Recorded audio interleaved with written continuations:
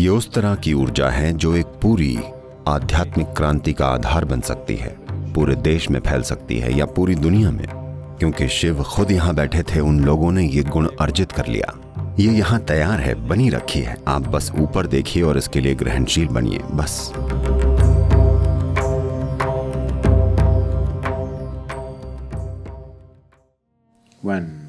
जब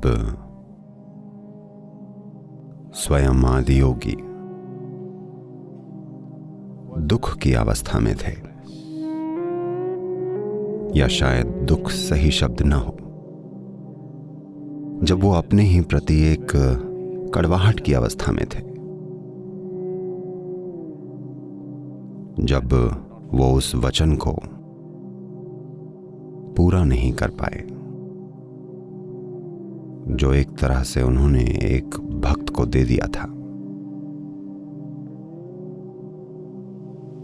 Because he got deceived. क्योंकि उनके साथ कुछ शक्तियों ने छल कर दिया। वो खुद से निराश थे और नाराज थे। मायूसी की एक खास अवस्था में थे। वो उस स्थिति में आए और आकर बैठ गए।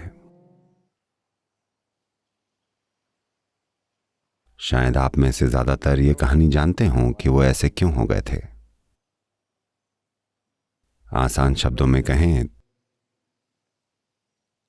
तो एक दक्षिण भारतीय महिला, दक्षिण के भी दक्षिण में, उपमहाद्वीप का वो सिरा जो आज एक अरसे तक जिसे नागरकोइल के नाम से जाना गया, जिसका मतलब है सर्प मंदिर, आज उस सिरे को कन्याकुमारी कहा जाता है, जहां 3 सागर मिलकर एक हो जाते हैं। तो एकदम नीचे दक्षिण की ओर एक स्त्री भक्त ने उनके लिए अपना प्रेम जताया और कहा, उसने उनके लिए एक डेट तय कर दी। नहीं, वो उन्हें डेट नहीं कर रही थी, उसने उनके लिए एक तारीख निश्चित की कि इस तारीख तक, इस दिन सूरज के उगने तक अगर आपने आकर मुझसे शादी नहीं की तो मैं अपना शरीर छोड़ दूंगी। तो जब उन्होंने उसकी ओर देखा, जब उन्होंने दक्षिण की ओर देखकर और उस तीव्रता को देखा जिससे वो ये बात कह रही थी, तो वो जान गए कि ये वास्तविक है। That she's actually going to leave her body if he does not make it. कि वो सचमुच अगर वो नहीं पहुंचे तो अपना शरीर छोड़ देगी। तो उन्होंने हिमालय के ऊपरी इलाकों से होकर नीचे दक्षिण की ओर अपनी यात्रा शुरू कर दी। तो वो बस आखिरी तारीख तक पहुंचने की कोशिश में हैं। लेकिन वहां कितने ही ऐसे लोग हैं जो नहीं चाहते कि वो एक दक्षिण भारतीय औरत से शादी करें। इसलिए उन्होंने उनके रास्ते में अलग अलग तरह की रुकावटें खड़ी की, पर वो उन सबको अनदेखा करके आगे बढ़ते रहे। जब वो उस जगह के बहुत नजदीक पहुंच गए, जब वो बस 22 किलोमीटर दूर थे, तो उन लोगों ने किया ये कि उन्होंने कपूर का एक बहुत बड़ा ढेर लगाया और उसे जला दिया बहुत दूर। सुबह सुबह जब धुंध होती है तो हवा में मौजूद पानी का हर कण एक मैग्नीफाइंग ग्लास की तरह काम करता है और वो इतने विशाल तरीके से जला कि वो असल में सूरज के उगने जैसा दिखाई दिया। तब उन्होंने उनसे कहा, सूरज ऊपर आ गया है, उसने वैसे भी अपना शरीर छोड़ दिया होगा, आप वहां किस लिए जा रहे हैं? He was just 22 kilometers away from that place. वो उस जगह से बस 22 किलोमीटर दूर थे। तब उन्होंने देखा कि पूरा इलाका सूरज के उगने जैसा जगमगा रहा था, जो असल में एक कपूर का पहाड़ था जिसे उन्होंने जलाया था। वो खुद से पूरी तरह निराश हो गए कि वो समय रहते पहुंच नहीं पाए और वो वापस मुड़ गए। तो उस जगह को आज सुचिंद्रम के नाम से जाना जाता है। वो इस रास्ते से गए, वो इस पहाड़ पर ऊपर गए और वहां बैठ गए, निराश, नाराज, अपने मन में कड़वाहट लिए। वो वहां आनंद में नहीं, वो वहां भीषण तीव्रता में, क्रोध में बैठे, किसी दूसरे से नहीं बल्कि खुद की असफलता पर। तो क्योंकि वो वहां उस स्थिति में बैठे जो दुर्लभ है, इस जगह ने पूरी तरह एक अलग ही तीव्रता अर्जित कर ली। इसमें पूरी तरह एक अलग गुण आ गया और इसने योगियों की एक पूरी की पूरी श्रृंखला को जन्म दिया, जो वहां इसलिए साधना करने गए क्योंकि शिव खुद वहां बैठे थे और उन्होंने ये गुण अर्जित कर लिया।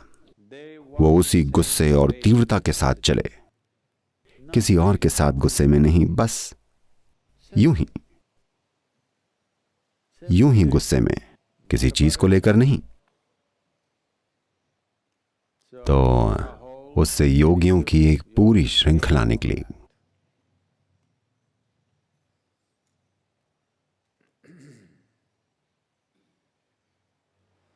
If you've seen the pictures of Sadguru Sri Brahma, अगर आपने सद्गुरु श्री ब्रह्मा की तस्वीर देखी हो, वो ऐसे दिखते हैं कि वीरप्पन उनके आगे केजी क्लास का बच्चा लगता।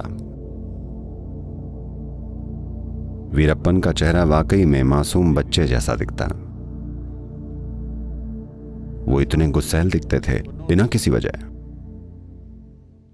वो बस यूं ही गुस्से में चलते थे हर समय, किसी और पर गुस्सा नहीं, बहुत ज्यादा करुणा से भरे हुए, पर बस गुस्से में।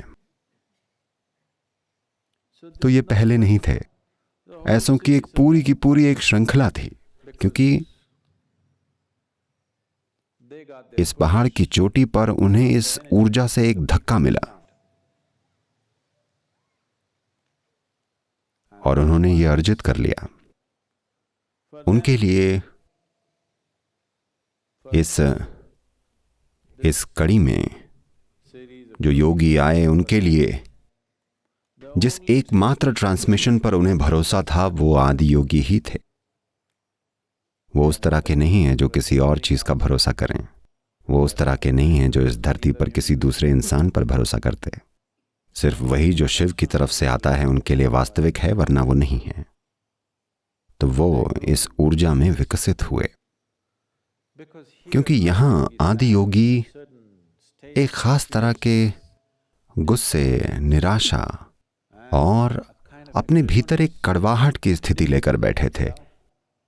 इस चोटी ने ही उस गुण को अर्जित कर लिया, दिव्य पर एक अलग तरीके से। वो उसी तरह के बन गए। आपको नहीं पता कि इसे सभ्य बनाने में, इसे सामाजिक बनाने में कितनी मेहनत लगी है। मुझे पता है मैं अब भी सभ्य नहीं लगता, पर कम से कम अगर आप चेहरा ना देखें, मैं सभ्य सुनाई तो पड़ता हूं, नहीं पड़ता? तो जो ऊर्जा, जो तीव्रता ये पहाड़ ट्रांसमिट कर सकता है, ये चोटी लोगों के साथ जो कर सकते हैं, वो बहुत अद्भुत है। अगर हमें इस तरह की ऊर्जा पैदा करनी हो तो बहुत ज्यादा काम करना पड़ेगा, बहुत ही ज्यादा। यहां ये तैयार है, बनी रखी है। आपको करना बस इतना है कि ऊपर देखिए और कहिए शिव। आपको करना बस ये है कि इसकी ओर ग्रहणशील बनना है, बस।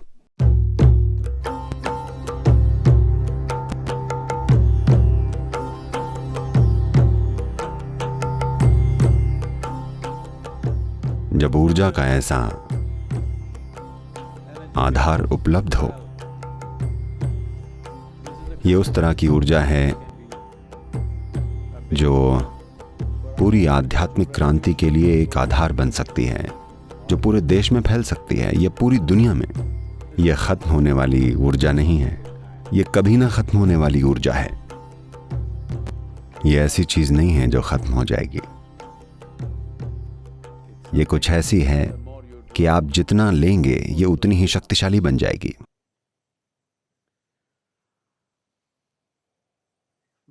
हम चाहेंगे कि ऐसा पूरी दुनिया के साथ हो, पर मैं सोचता हूं कि अब मैं बूढ़ा हो रहा हूं तो इन दिनों जरा साधारण सोच रहा हूं। मैं सोच रहा हूं कम से कम वो लोग जो तमिलनाडु में पैदा हुए हैं, उन्हें तो इस ऊर्जा के संपर्क में आए बिना अपना जीवन नहीं गुजार देना चाहिए। कम से कम उन 6 करोड़ 20 लाख लोगों के साथ ऐसा जरूर होना चाहिए। हम बाकी देश को छोड़ देना नहीं चाहते, पर मुझे पता है कि अगर ऐसा पूरे तमिलनाडु के साथ हो, तमिल लोग बड़े जोशीले लोग होते हैं, मुझे यकीन है कि वो ये पक्का करेंगे कि बाकी का देश भी इस ऊर्जा के साथ कंपन करे। अगर वो सब इसे पालें, मेरे लिए निजी तौर पर इस पहाड़ का बहुत ज्यादा महत्व है, क्योंकि